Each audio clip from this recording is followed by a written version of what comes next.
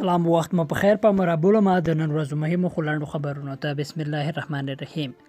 غزنی کې مان چودنې 15 ملکیانو ته مرګ ژوبله اړولې. د غزنی ولایت په دایاک ولسوالۍ کې د سړک غاړې مان چودنې له امله 15 کسان وګړي ته مرګ ژوبله اوښتې ده. د یاد ولایت د ولي ویان وحید الله جمعه زاده د یاد خبر د پخلي ترڅنګ ویلي دا پیښه چې نن غرمه مهال رامنځته شوې ده له امله 3 ملکي وګړي چې د همدې ولسوالۍ اوسېدونکي ووژل شوي او 2 نور ټپیان دي. تر اوسه د پیښې پړاو کومې ډلې پر غاړه نه ده اخیستې. او بل مهم خبر مو ده چې په هیواد کې د کرونا 1511 نورې مثبتې پیښې ثبت شوې دي. د امیر روغتیا وزارت وایي چې په تیرو 24 ساعتونو کې په هیواد کې د کرونا 1511 مثبتې پیښې ثبت شوې دي. تر ټولو ډېرې پیښې 240 یې چې په کابل ښار کې ثبت شوې. په دې سره په ټول هیواد کې د کرونا د مثبتو پیښو شمېر 8600 ته ورسېد. همداراز په تیرو 24 ساعتونو کې د کرونا له امله 6 ناروغان مړه شوي او 8 کسان بیرته ترې جوړ شوي دي.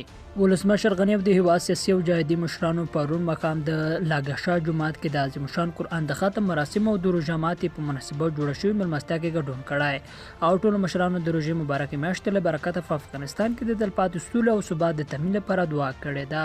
د هیواد پخوانی ولسمشر حمید کرزي د کندوز ولایت په چهردرې ولسوالۍ کې پر روغتیايي مرکز شوی برید بشري ضد جنایت بللی دی.